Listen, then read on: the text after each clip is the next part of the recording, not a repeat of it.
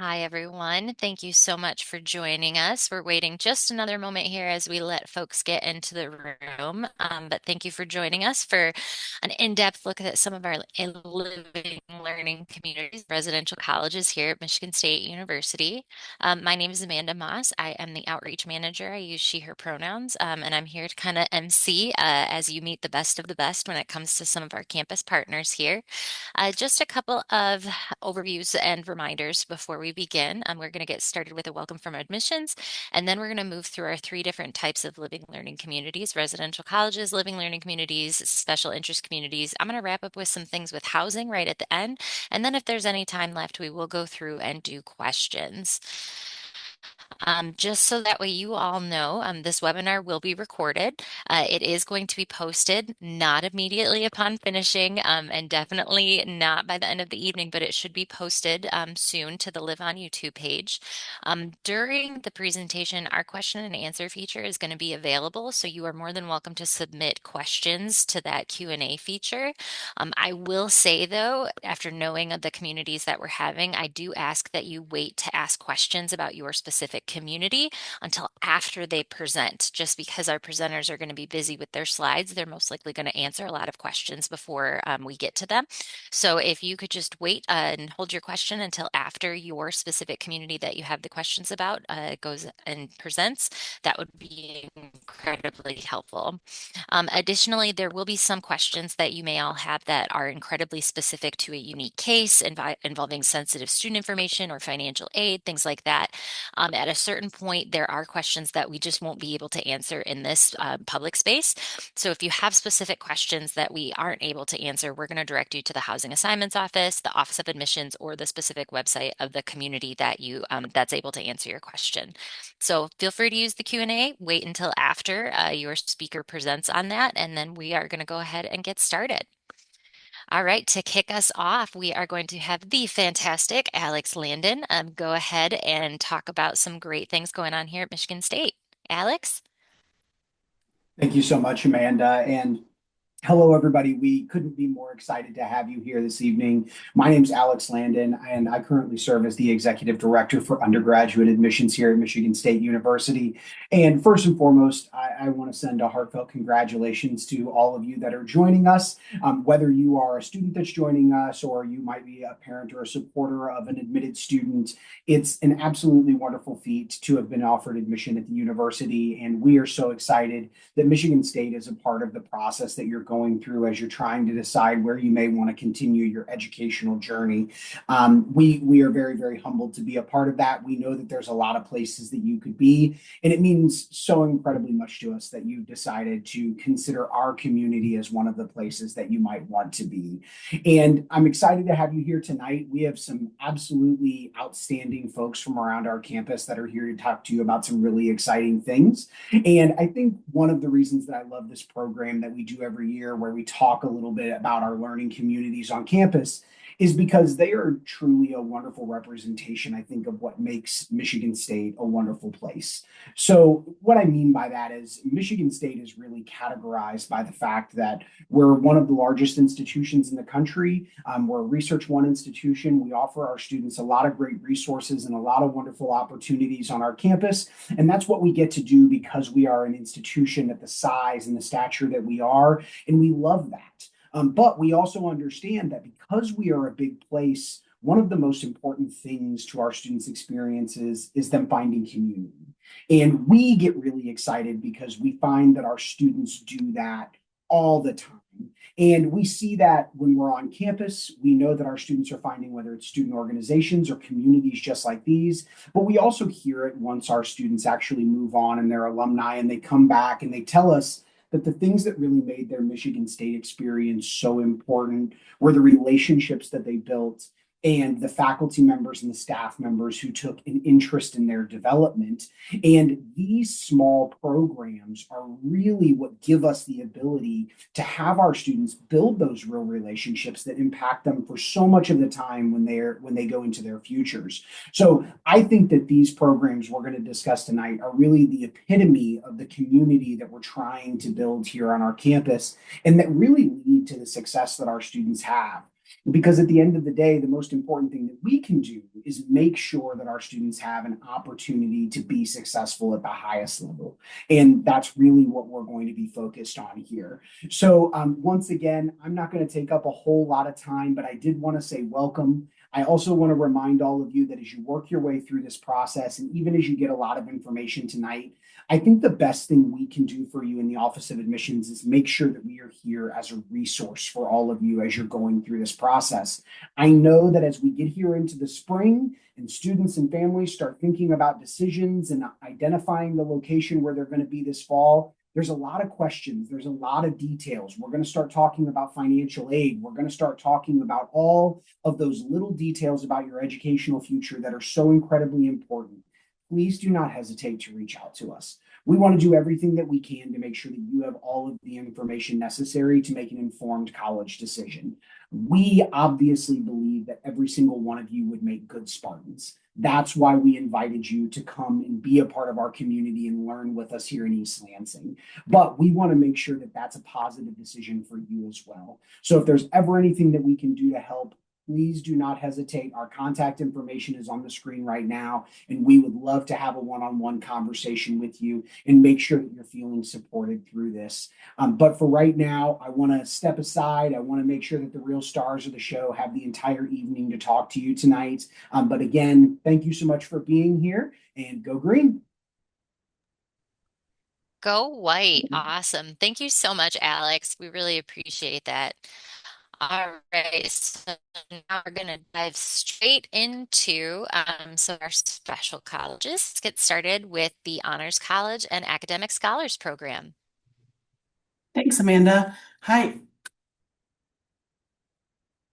Hi, everyone. My name is Beth German. I serve as the Assistant Dean of the Honors College at Michigan State.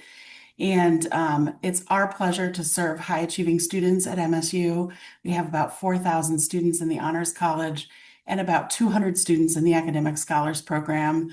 The Honors College at Michigan State, we think, is the oldest in the nation. Nobody argues with us about that, so we're pretty sure it's true. And we have a very unique Honors College in the national landscape. And this program is set up so that high achieving students have incredible academic flexibility and freedom. And we think that if we give high achieving people freedom and flexibility, they actually do more. And we have almost 70 years of history of students taking advantage of this flexibility and enjoying their Michigan State experience as a result, taking advantage of all of the academic areas we have. Now, just to start out, something that's unique about us is we serve students in all areas of study. They do not have to choose between being in the Honors College and any of the partners that you'll hear from tonight, any of their programs. So an Honors College student can major in anything and be in the program at the same time. They can be in a residential college, any living learning program. I think that's why I go first here, is because there's nothing an honors student or an academic scholar can't do in combination with our partners. So uniquely, an honors college student designs their own set of courses, and that is their own set of general education courses. And that makes their program really unique. They decide which social science, which arts and humanities, which physical and biological sciences. There isn't a common set of honors courses, which does distinguish us from our peers around the country as well. Our students also waive most course prerequisites, which is a fun way for them to see themselves around the university. And also, this is why many of our students have double majors and triple majors. So there's nothing a high achieving student at MSU can't do if they're in the Honors College. And I want to tell you a little bit about our housing options as well. And so next slide, please, Amanda.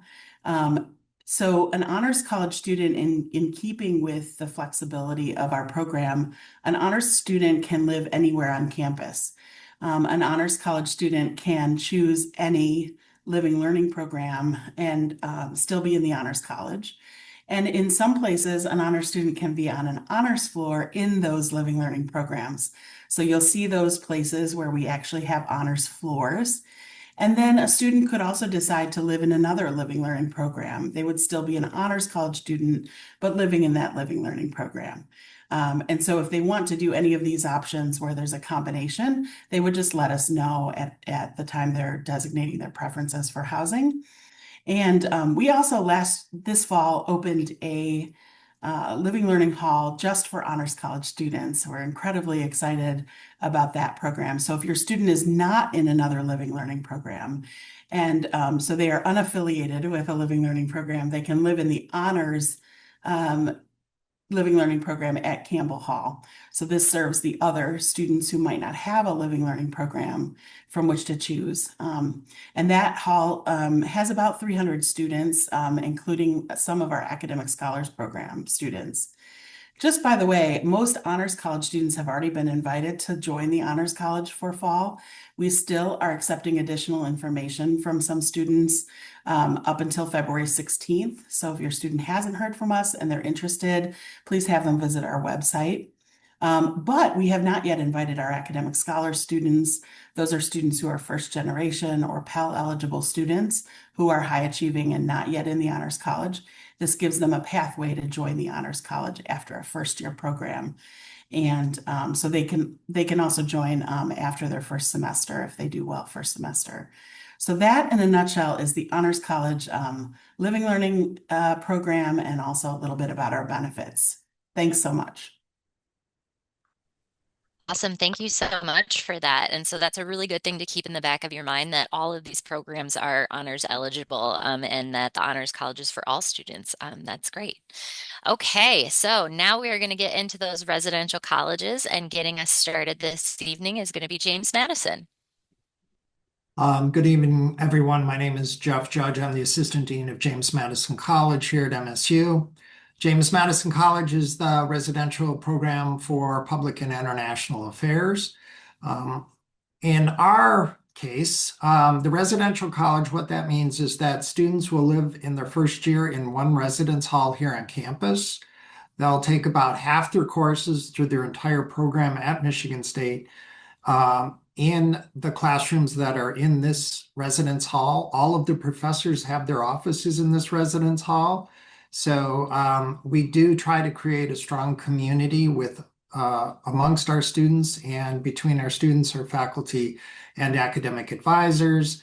We also have an internship coordinator located here, as well as our career services office. So everything is located within one residence hall. James Madison focuses on the study of public and international affairs. We offer 4 majors that look at these at different aspects of international affairs and public policy and public affairs. We have our first major is international relations. It is our largest major, and probably intuitively it's the most easy to understand based on its name. We study about how actors act in the international system, what role they play, what power they possess. So the biggest actors will be nation states, but there are other actors in the international system, and we examine what role they play and what power they possess. So in this major, students study about foreign policy making, economic policy making, the role of international law and international organizations, and a whole range of other areas. The second major we offer is comparative cultures and politics. And in this major, we study about the role of culture in creating policy both within and between countries. So often culture has an impact on the policymaking process, both domestically and internationally. And it's a really exciting major looking at the impact of people, their beliefs, their traditions, and their history on the policymaking process. Our third major is social relations and policy. In this major, students look primarily at policymaking within the US. We look at a whole range of issues from education to healthcare, just a whole range of public policy issues that are explored within the context of this major. And lastly, we offer a major in political theory and constitutional democracy that is both historical and philosophical, as well as it examines contemporary American politics. So you start in ancient Greece with an examination of the origins of the idea of liberal democracy, and you progress to more contemporary times looking at the American form of liberal democracy. And you even have a chance to think about what is the future of our form of government. Each of these majors are unique. They blend a number of different academic disciplines into their programs. They prepare students for a variety of different careers. We have a number of students who go on directly to graduate and law school, about 25% will go directly on to graduate and law programs. But we also have students going into a lot of different areas. I had an alum in my office today who's the CEO of a healthcare network down in the Detroit area. And our students go into the corporate sector, the government sector, nonprofit organizations, international organizations, city, state, and federal government agencies. So a lot of different career paths for our students. We start having our students think about careers from the first year on. And we do have a required internship that is done during the junior or senior year that helps prepare students to think about what comes next after graduation. Very quickly, as you can see in front of you, there's a lot of information, but James Madison has a long history of graduating some really talented students that have gone on to have really amazing careers.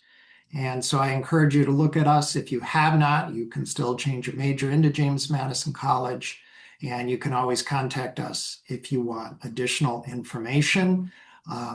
And if you have any questions, please reach out. My name is Jeff Judge. Very easy email address at MSU. It's just my last name, Judge, j@msu.edu.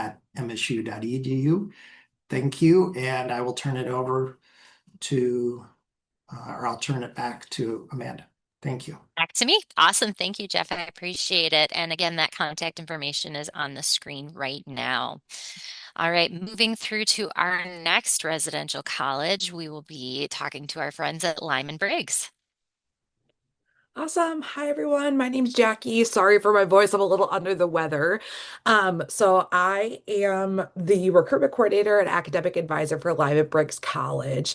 Similar to what Jeff was saying about James Madison, we are one of the three residential colleges. So full degree granting colleges, our students start in Lyman Briggs and finish in Lyman Briggs. We grant their degree.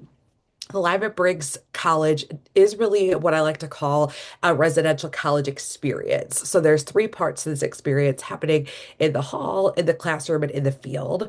So our students are required to live in Hope's Hall their first year, where they have access to all of their resources. So their faculty offices are in that building, their advisors are in that building, labs, all of our collaborative spaces, everything you need in the spot where you study.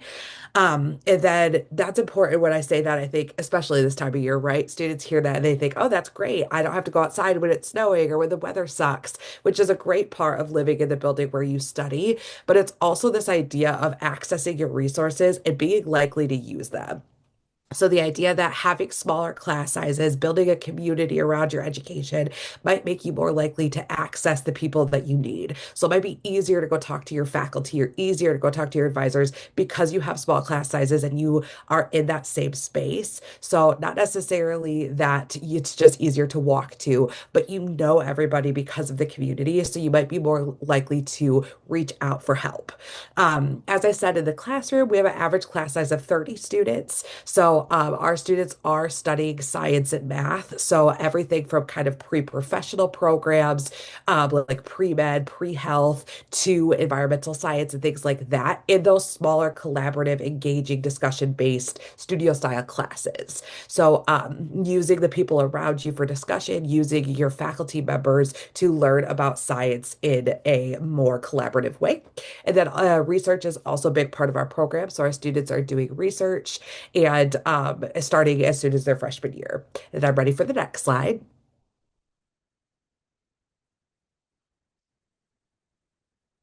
If you are interested in this program, so if you're interested in studying science and building community around your education and having those smaller class sizes, and you want to join Lyman Briggs, it's pretty simple. All you have to do is change your major to Lyman Briggs College on the MSU application. So you can log into that student portal and switch your major. That automatically makes you eligible to join. From there, we are first come, first serve. So we have a limited enrollment major based on when you pay your acceptance fee. fee. So if you are ready to become a Lyman Briggs student at a Spartan, you can pay that acceptance fee. Once we hit 650 students who've paid that fee, we will move to a wait list. And then as people change their mind, we will fill from that wait list. So that's kind of Lyman Briggs in a really quick nutshell. I am going to turn it over to Katie. Absolutely. We are going to now see our friends in the Residential College of the Arts and Humanities. So, Katie, take it away. Thanks so much, Amanda. Like they said, my name is Katie Crombie. I'm one of the recruitment coordinators for the Residential College of the Arts and Humanities, or as you'll see on the slide, our new name, which is the School of Residential Community Engaged Arts and Humanities. The beauty is, same acronym, both are mouthfuls, but we just like to call it ARCA, which is the RCAH. So our Living Learning Community residential experience is in Snyder Phillips Hall, which is in the North neighborhood. If you saw that slide that Beth had earlier about the different neighborhoods.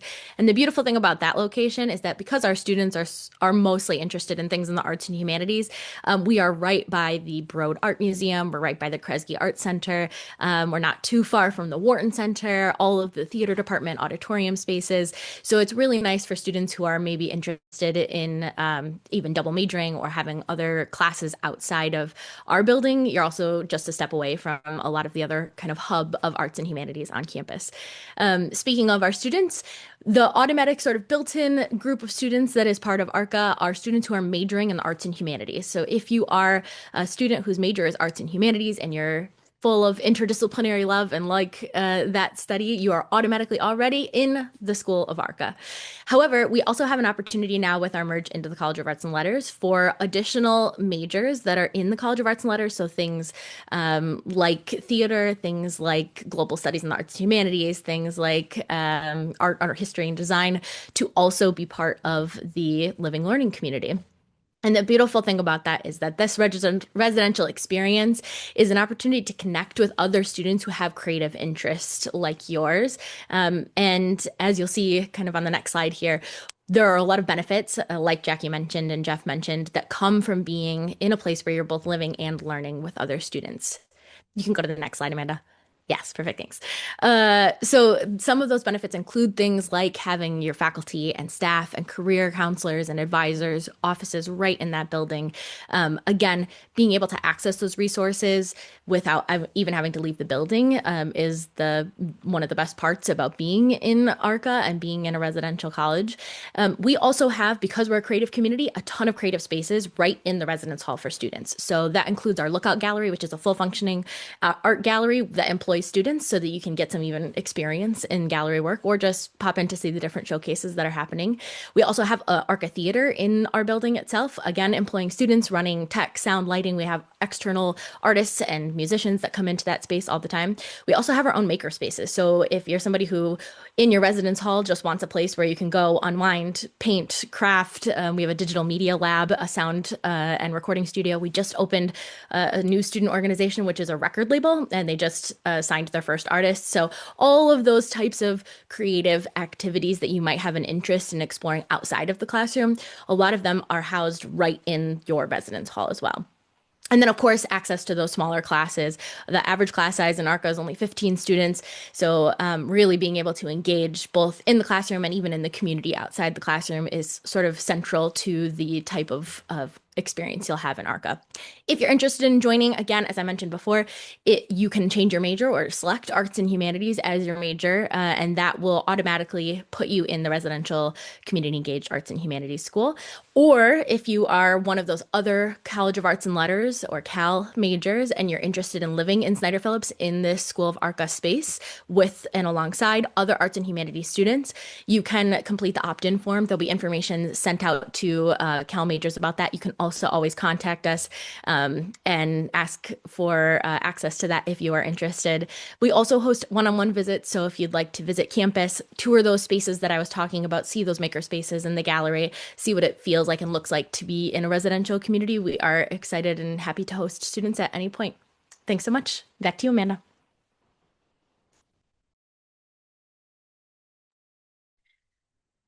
All right, thank you. So that was the end of our degree granting residential colleges. Now we're going to move into our living learning communities, starting, of course, with the Charles Drew Scholars. Hello, everyone. My name is Dr. Dominic Quinney, or Dr. Q, as some students might call me. I am the director of the Charles Drew Science Scholars program here at Michigan State University. We are housed, or the program is housed within the College of Natural Science. The Living Learning Community is housed in Rather Hall within the Brody Complex. Our primary focus is for you all to pursue a degree in the natural science, anywhere from biology to chemistry or mathematics, but also many of the pre-professional tracks. So pre-medicine, pre-dentistry, pre-vet are also housed, or students are in pursuit of those areas. With that being said, the overall mission is to help academically talented students to succeed in science and rigorous science majors, while also building your confidence, your community, and also your career direction. If you can go to the next slide.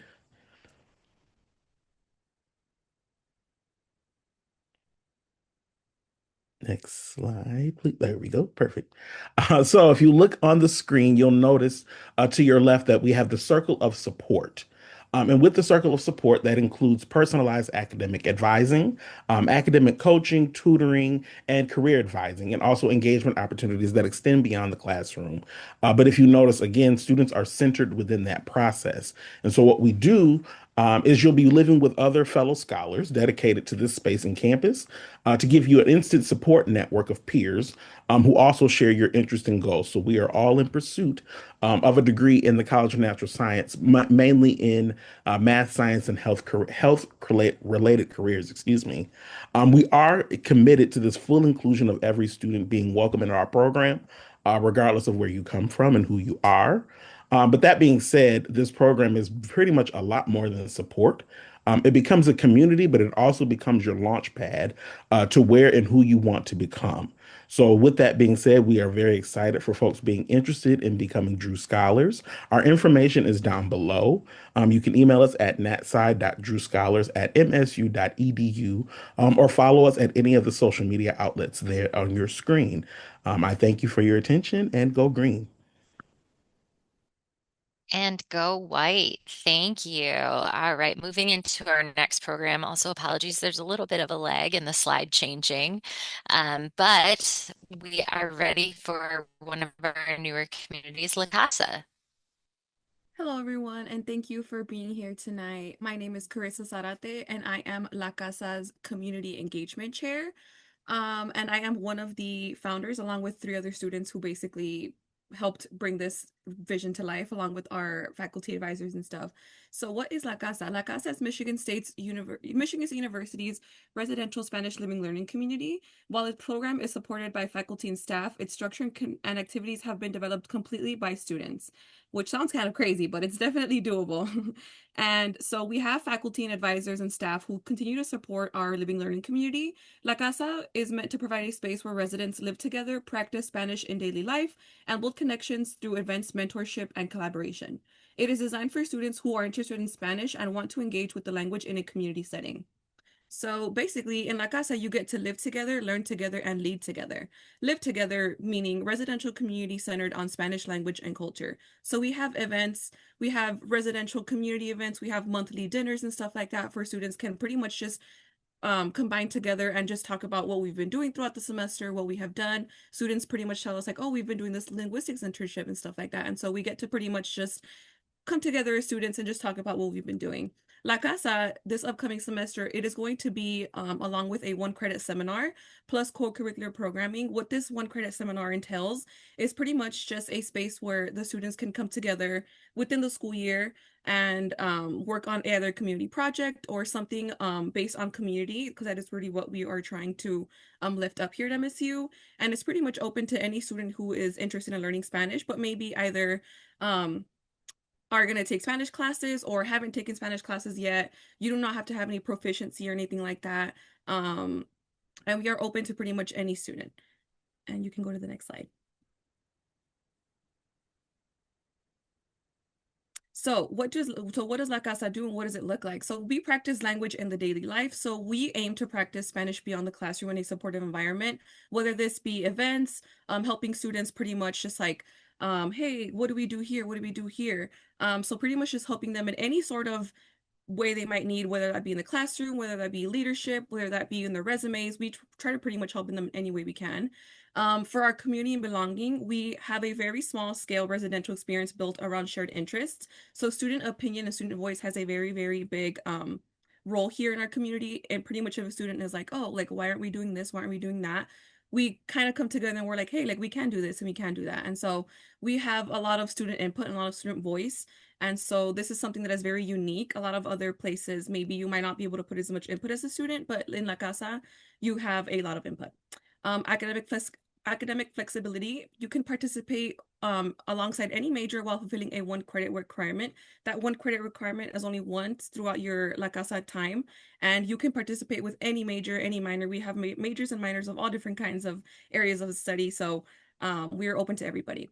And one of the best things that I think really draw students to La Casa are the leadership opportunities that we offer for students. So we have paid and volunteer roles that build professional and intercultural skills. And students really love the professional development that we are able to offer them, whether that be through like recruiting, tabling, and other stuff like that. We offer students who might not have a chance or who may not have opportunities to have done that before to start doing that during their freshman and sophomore years. And so one of the biggest things we emphasize is there is no immersion background required. We do not assess anybody. There is no test entrance exams or so. And there is no specific major needed. So if you are interested in Spanish and just looking to find some community at MSU, this would be the perfect place for you. Thank you. And the QR code is here if you want to apply to Lima La Casa. And we also have socials if you want to follow. And yeah, thank you so much. Wonderful. Thank you so much for that. And now we are going to move on to the residential business community. Hello, everyone. My name is Marcel King. I'm the Associate Director for the Residential Business Community. We focus on living, learning, and leadership as our primary pillars. We're located in McDonald Hall, which is one building over from the main business college. And just to give you a snapshot of what we are about, the RBC experience basically prepares students to be business leaders and encourages professional development throughout their entire college experience. The community living experience assists students in acquiring not just the relational skills, but those soft skills that they need to succeed and lead in today's global society. And through a seamless environment of academic and experiential learning activities, students develop business leadership competencies in a collaborative, inclusive, and multicultural environment, often working in tandem with various other entities within the business college, including the multicultural business program. The picture that you're seeing on the screen right now is of our incoming cohort. There is an application to get into this program, and it is somewhat exclusive. We get about 1,000 applications a year, and we take about 250 to 300 of those. But we do give preference to people who are at events like you are at tonight. On the next slide,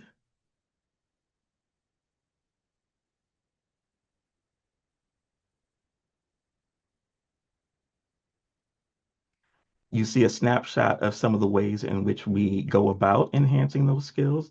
So we do site visits in state and out of state to give our students a feel for what the corporate environment actually is like for the fields that they're trying to study, and where they can actually talk to professionals about the real life post-graduation work experience. We also bring those corporate folks right into the hall, everywhere from CEOs of corporations to recent graduates, to just so that students can get a real feel of what were those first years like after graduation, and then what does it take to get to those long-term career goals. We offer academic supports right there in the hall as well, so free tutoring services in all of the core business classes. And just to give you a size idea of the scope, even though we have 250 to 300 people in a hall, the hall holds about 1,200 people on its own on this campus of 50,000. So you have that smaller support network, but you're still getting to meet people outside of the program as well, and still getting to network with peers who aren't necessarily in the program. That's a small snapshot of what we offer. We offer that and a lot more than what you're seeing on the screen. If you've been admitted to MSU, then you are eligible to apply. And that application will use your MSU Net ID and email. So you'll need to make sure that your MSU email is active. The application link is on the screen in front of you, and you can access it through that bro.msu.edu/RBC website. And I'd be happy to answer any questions you have in the chat. The deadline for the application is April 15th. We do rolling admissions decisions, so it could even be after. We will continue to admit until all spaces are filled. And again, we give special preference to people who've been on tonight. So if you do decide to apply, just mention that you were a part of this event in your application. Thank you, and I will hopefully be able to answer some of your questions soon. Awesome. Thank you so much. Definitely wish that was around when I was a student 100 years ago. All right. That being said, we are going to move on to our next community, the Transgender Residential Experience, or TREX. All right. Hello, everyone. My name is M. Wolf. I use they, them pronouns. I'm the coordinator of transgender student support in the Gender and Sexuality Campus Center, and I'm also the coordinator of the TREX program. You may have heard about TREX. TREX is actually evolving this coming year to be a living learning community. So previously, we were an intentional living community, and this coming year, we will be a full-on living learning community. And what that means is that we'll be a living learning community that's rooted in LGBT plus and gender studies, while centering the experiences, needs, perspectives, and joy of queer and trans and gender nonconforming communities, while creating experiences that foster healing, community building, and intercultural exploration. So basically, we are combining and adding a learning component and an academic component to our already wildly diverse and intense and beautiful community that we've been building. And so for our audience of who can be in and who would want to be in this program, that's any undergraduate student who's enrolled in gender studies and or LGBT studies, or anybody who is generally interested in living in a community that centers these topics. And so you can be in any major while also being in this living learning community because there are only a few academic requirements for us to connect with the LGBT studies and the women's and gender studies programs. So you can maintain a different major while still being in this LLC. We are located in the East neighborhood, and we are partnering within Student Affairs and with the Center for Gender and Global Context. So the GenCen, that is our academic branch of our program. And we can go ahead and go on the next slide. So some of the benefits of joining. Our name is TREX, so we've got lots of T-Rex and dinosaur related kind of components. But some of the benefits of joining our program is a deeper connection to LGBT history, theory, and community.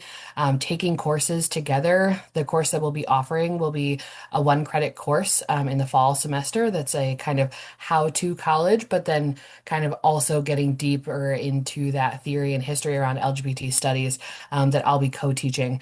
And that'll take place likely and hopefully in our building itself.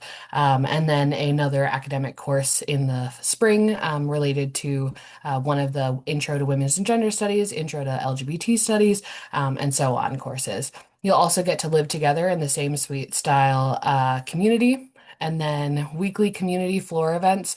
And this is really the heart of TREX and the beauty of where our community grows, is that we have weekly programs that I run with a student. And those are spaces where we get to paint together, we get to do poetry together, we learn about healing practices. This week, we're actually talking about relationships, both emotional relationships, friendship and relationships, relationships with parents and family, like all of those kinds of concepts. We're talking about those and having space for us to grow.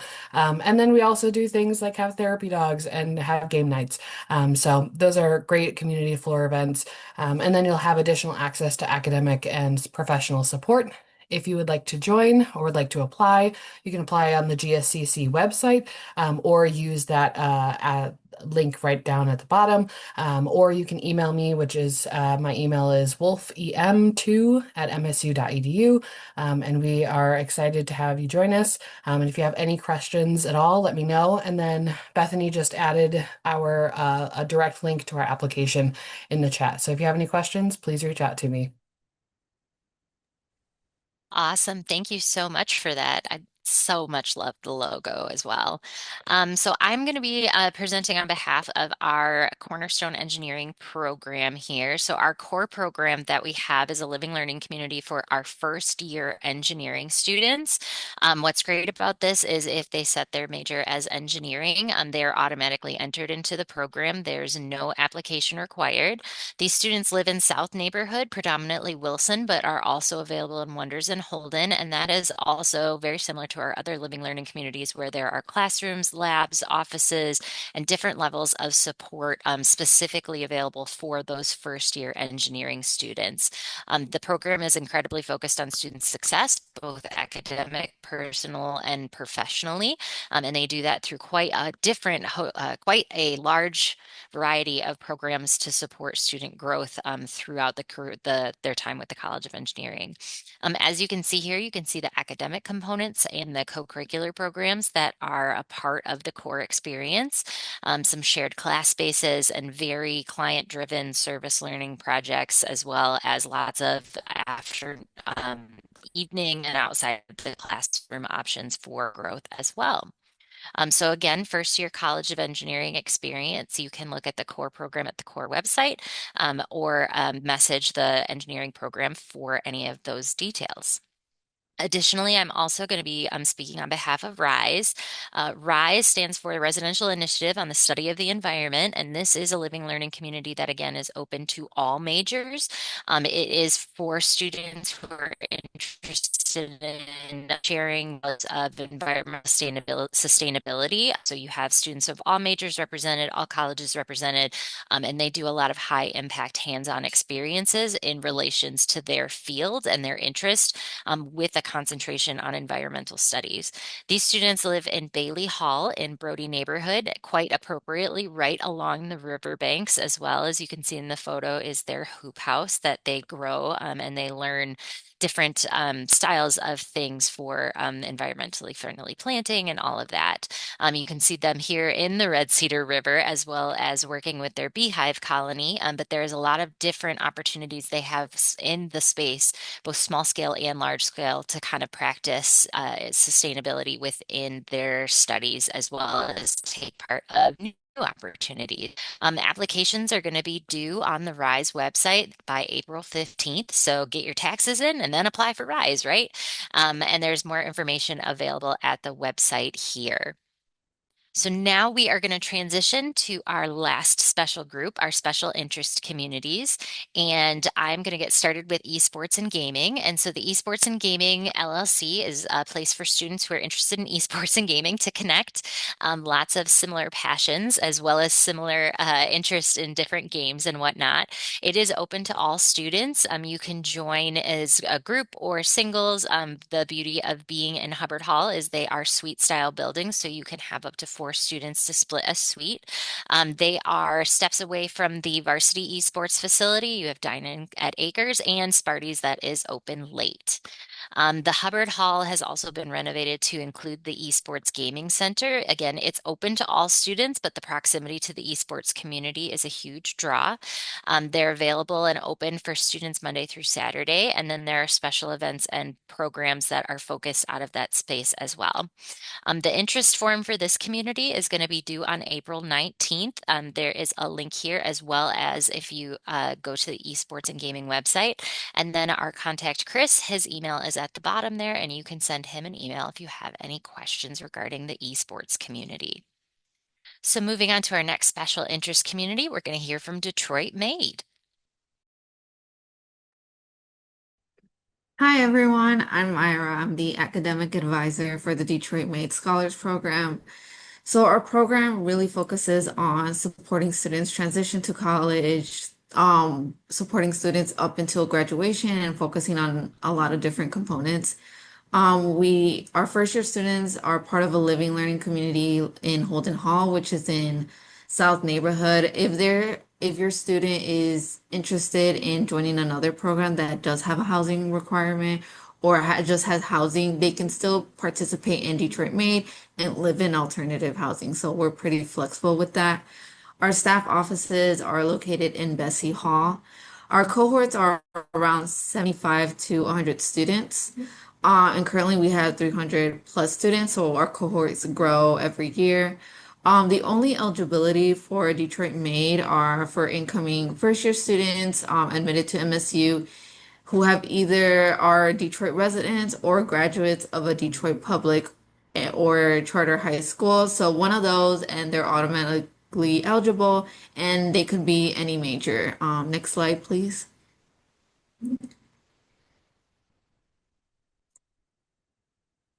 So some of our benefits and services is that we have a first year seminar, which is also located in South Neighborhood, so it's accessible for students. And so we focus a lot on college transition and also having our peer mentors, which is another component of our program. Our peer mentors serve as teaching assistants and also our Detroit Made students who have been at the university for at least a year. So they can provide different perspective on navigating the university. As academic advisor, I provide one-on-one advising for students. And we also have experiential learning, and Detroit Connection opportunities. So we have a service learning opportunity every fall where we go and work with a nonprofit organization in Detroit. So we always try to do different things to connect everything back to the city of Detroit.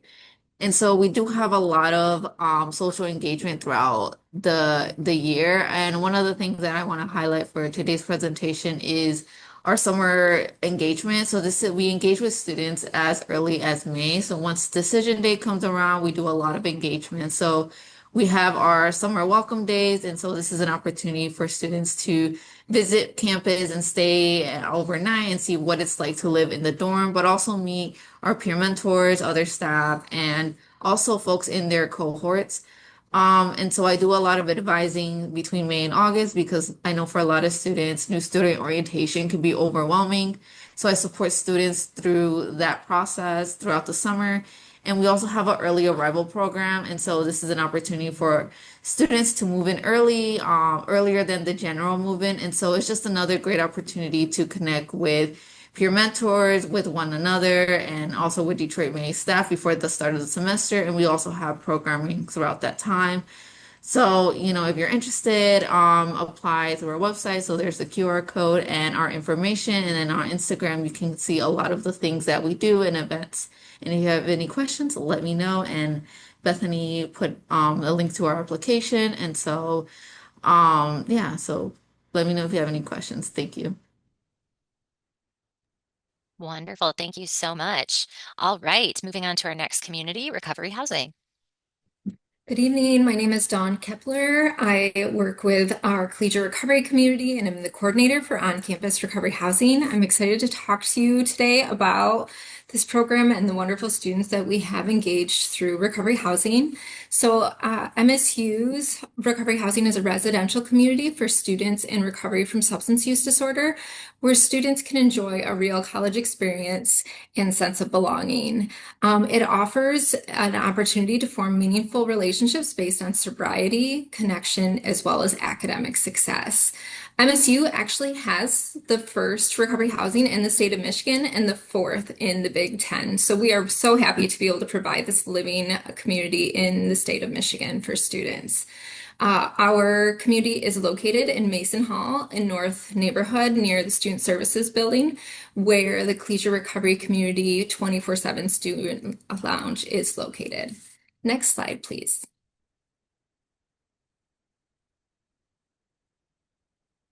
And some of the benefits that we have with recovery housing include live-in peer support, weekly community time, and one-on-one individual support for students, organized activities, And for students who are a part of recovery housing, they must be or become a member of the Collegiate Recovery community. And this opens them up to many more opportunities throughout the entire year, including weekly peer support meetings, the Jamie Daniels Memorial Scholarship, community service opportunities, as well as wellness and life skills workshops. For our Living Learning community to apply, you can use the QR code here to apply or get more information. And my email, if anyone would like to follow up with any questions, is recovery@msu.edu. Thank you. Wonderful, thank you. All right, just a few more communities here. So next we have CAMP, which is our College Assistant Migrant Program. This is a U.S. Department of Education funded program, and it assists, it's a residential program that assists migrant and seasonal farm worker students with academic, social, and financial support to enable them to complete their first year of college. These scholars reside in Hall, which is in the South neighborhood, where many of our friends this evening are also available at. There's four things that need to be done in order to apply for camp. One, you must submit a certificate of eligibility. Then you need to submit MSU's undergraduate admissions application, which everyone on this call, congratulations, you've already done that one. You're going to submit and complete your FAFSA and then a copy of your passport booklet. There is a video guide available at the QR code that is on here as well. All right. And next we have our College of Music community. The College of Music students live in North Neighborhood, the section formerly known as West Circle. They are assigned there unless they opt out. And this is for students who are Bachelors of Arts or Bachelor of Music majors, including composition, jazz studies, music education, and performance. One of the main draws of this community is it offers music majors to live together near other music classes and other MSU musical students. That also means less of a transport option when you are moving your instruments to and from spaces. All right, next we have our Reserve Officers Training Corps, or ROTC. ROTC students live in Case Hall, and they're automatically assigned to live in Case Hall. This is for MSU Army ROTC Spartan Battalion program, and interestingly enough, they're consistently in the top 5% of ROTC programs nationwide and recognized for producing some of the Army's best officers. We also have an Air Force ROTC program available on campus as well, and you can learn more at the website at the bottom of your screen. So now I'm going to transition just a little bit about living on campus in general at Michigan State University. The picture you see on the screen is actually of our lovely South neighborhood, which seems to be kind of the star of the show today. But talking a little bit about some of the programs that are available to all students, regardless of living learning community or where they live, we do have our first year program for Spartan Compass first year experience. And this program is really focused on helping students transition to that first year being on campus, potentially away from their families and transitioning to a different academic course load and how to kind of navigate the differences between high school and college. They do this through a lot of connection focused events, learning opportunities, peer engagement, special programming, lots of activities, but it really truly does set a strong foundation for a good start at MSU. You'll see programming opportunities for the Spartan Compass program posted on the Live On Instagram, as well as different areas on campus. You'll just want to look for that Compass logo. Because we do have a 2-year Live On requirement for second year students living on campus, they'll have the opportunity to take part in Spartan Navigator events. So you'll graduate from the Compass to the Navigator. And that Navigator program is really going to build on that foundation, kind of guiding students to developing and really laying down those roots and making the most of their collegiate experience, especially prior to moving off campus. It's going to help students go through and connect to resources for thriving in their on-campus journey. And again, really kind of doubling down and fostering that belonging, growth, and success as part of the Spartan family. Some of the spaces in which those resources are located are the engagement centers. They are unique, kind of centered spaces in most of the neighborhoods, and they serve as kind of a central access point to a lot of important resources. So the engagement centers offer access to undergraduate advisors as well as tutoring. Many of them offer help rooms, and many of the help rooms are located in multiple environments as well. They will do academic success workshops as well as offer some minor health services. I know a lot of students will choose to do their homework in the help rooms in the engagement center, maybe if they don't have questions, but that way they have close proximity to some of those tutors and some of those assistants to be able to answer questions in case anything does pop up. They're also a great space to build community in, to find other folks that are interested in the same interests or taking the same classes. And I do believe they also still offer free exercise classes every now and then. I've been to the Zumba myself. The soundtrack is amazing, so definitely something to consider. When talking about other levels of support, this is a brief snapshot of all of our residential education team members. This mix of students and professional staff live both in the halls and outside in the neighborhood. And I can tell you every one of these lines has a 24-hour duty phone that is available for assistance if needed. Students on the call, you'll most likely work with your resident assistant, who is another undergraduate student that lives on your floor. If you have any questions or concerns, these are students who are trained in conflict management, who are incredibly knowledgeable about campus and really can kind of help you transition to maybe living with a roommate for the first time or navigating your first year campus experience. Additionally, you'll have a lot of access to intercultural aides within your neighborhood, and those students really focus on some exceptional programming in terms of navigating, this new campus environment that you're at and joining a larger world, as well as discussing current events and political climates and things that are helpful to discuss when you're living in a new neighborhood. Again, all of the other graduate and full-time staff members are going to be available through different measures and different opportunities, but students are most likely going to work with the first two resources on this list.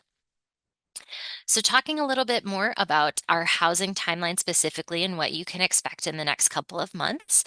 For those of you that are on the call, congratulations. You've already been admitted and accepted, and we love that. You've paid your acceptance fee to MSU and activated your net ID. And that net ID is going to give you access to your MSU email, which is going to be a very important thing for every step that you have from now until you move in August. So once you get that net ID active, you're going to want to visit your My Housing account at the Live On website, and you're going to pay the one-time non-refundable housing application fee that's going to give you access to our housing system. In the housing system, you're going to complete your advance payment and you're going to sign your housing contract, and all of that is going to need to be done by May 5th. If you are under 18 at the time of signing your housing contract, you are going to need a parent or a guardian to co-sign that. And again, all of that is going to be due by May 5th. That's going to essentially tell us in the housing space that we need to hold a space for you and that you're planning on coming to MSU. So please make sure that you pay that advance payment and sign that housing contract so we know to hold that space. Once that's done, in the middle of May, we're going to open up our preferences window, and that's when we are going to go in and ask you a couple of different preferences when you have it, when it comes to housing. We're going to ask you if there are a couple special interest communities that you might be interested in joining, some identity-based communities. If you happen to have a bathroom preference, a roommate preference, that's where we're going to collect that information, and that's really going to tell us what kind of space that we need to hold for you. And all of that information is going to be due before June 12th. Also, that's going to be in that My Housing portal. It's really important that you fill out those preferences, especially your first year, because we in housing are going to assign you based off of those preferences and based off of your participation in some of the living learning communities that you've heard from tonight. So we assign you your first year based off those preferences, based off the housing hierarchy that takes into account any of your academic requirements. And then that will also impact your roommates as well. As part of any of these LLCs, your roommate will also need to be a part of that same living learning community in order to be housed together. And there's more information posted about that on our website. Then what'll happen in about mid-July, we'll send out information that it'll be posted in your My Housing account. You'll have access to who your room and roommate is in that space, and you can kind of start coordinating who's bringing what and what your plans are and get to know each other a little better.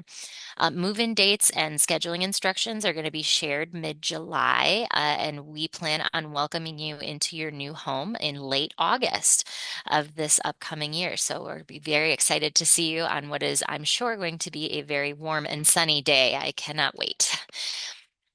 All right, so now we have moved into the question portion of our section here. So let me just switch my tabs up. Moving through, again, that Q&A, as a reminder, is still available if you have any opportunities, if you wanted to type in your questions there. But I did have a live question come through, and it is as to whether or not students can be part of multiple living learning communities. More often than not, the answer is actually yes. We recommend connecting with both of the residential communities that you're interested in to confirm to see what different requirements are going to be waived and or required dependent upon where you are. Many of the partners that are on this call actually have confirmed that they work with students to allow them to live in one and participate in another's programs because we love access to resources. And then as a reminder too, with the Honors College, all of these programs are also, they play nicely with the Honors College as well. All right, let me check to see if we have any more live questions that we can answer here. Oh, yes, this is a very popular one that we get. So we have folks asking, okay, so you've already paid your housing fee, you've already paid your advance payment. Is there anything else to do before mid-May? And the answer is no.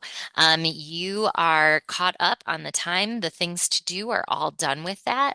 Those preferences are going to open mid-May. So in the meantime, you are more than welcome to learn a little bit more about our different living learning communities, our different neighborhoods on campus, the resources offered within. If you are seeking out to find your own roommate, you are more than welcome to use that time to seek out roommate opportunities and matching services on different in your social networks, on social media, and things like that. But that's really all that you're going to need to do between now and May when those preferences open. Another thing that is a really good habit to get in practice of now that your Net ID is active, that MSU email account is going to be incredibly, incredibly important to be checking multiple times a week, if not daily, as we get closer to August. Some students will get that account and they'll start to forward it to a Gmail account or an account they use more often, but some of those messages that get sent, especially ones from the registrar's office, don't actually get forwarded to other email addresses. So it's really important that you're checking that MSU email. We do a pretty great job of sending out very detailed information. So be sure to open those emails and read them very closely to find out any important deadlines or details for any of the things that you might be required to do before you move in. As well as you get closer, you are going to get more information about that orientation process as well. Okay, so I have another question here. Looks like we have a student who is admitted but hasn't decided on MSU yet. The question is, so the longer I wait, do I lose any priority? And the answer is no. We are one of the institutions where everything gets submitted before May 5th, and a student that decides they're coming to MSU in November versus a student that decides they're coming to MSU in April have the exact same chance and opportunity and ranking when it comes to how we do our housing assignments. So there is no prioritization, no benefit to doing things earlier rather than later. The signing your housing contract has nothing to do with when and where you get assigned. That is truly removed from the time and prioritization process. So we really, like as I mentioned before, if you're paying that advance payment, we want you to be fairly confident and fairly sure that you are attending MSU at that point. So you are more than welcome to do that anytime before the May 5th deadline, but there is no benefit to doing it immediately if you are unsure on the fence. Another question that came through, the housing and preferences, are they based on a lottery system or are they based on first come, first served?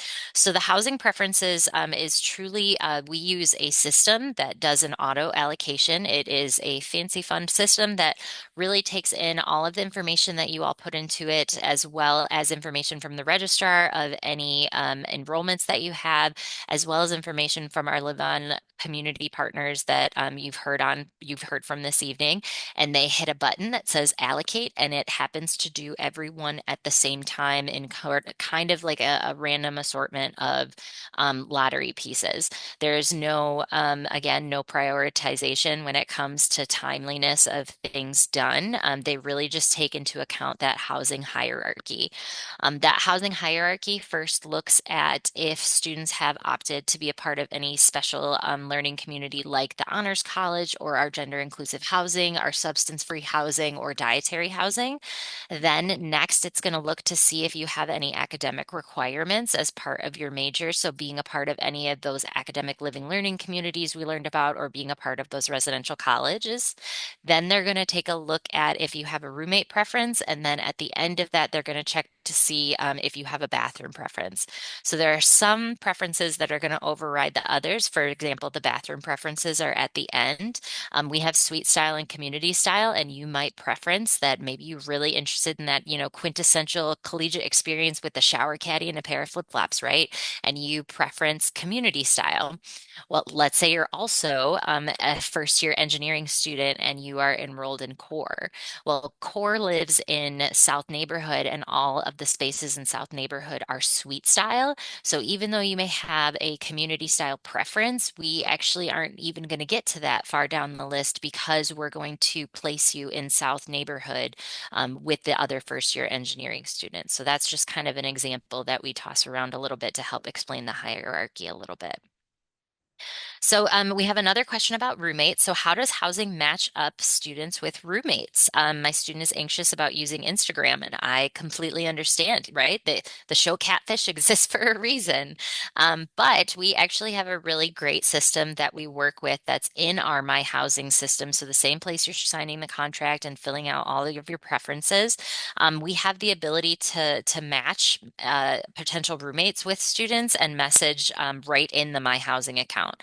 So right after that May 5th deadline, that roommate matching process is going to open, and it's going to be open until those preferences are due in mid-June.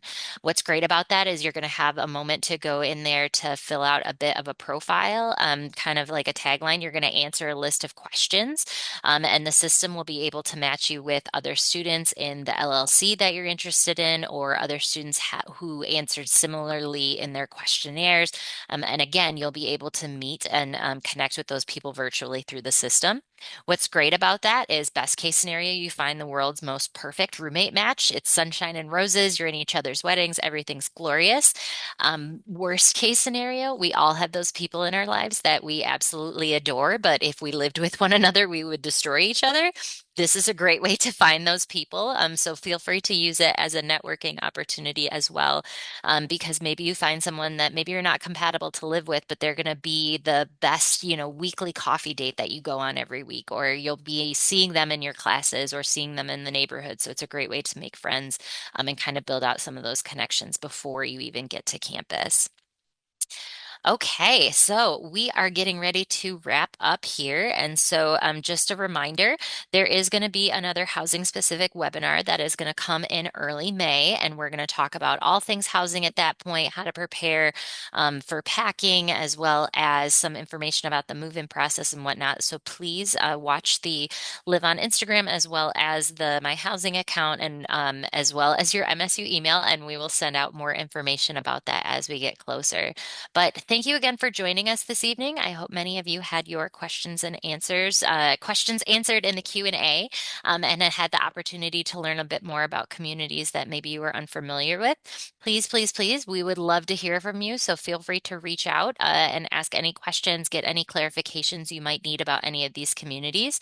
And we hope to be able to answer them and get you as excited and informed as possible for this upcoming fall. But again, congratulations on your admissions. Thank you for joining us this evening, and go green.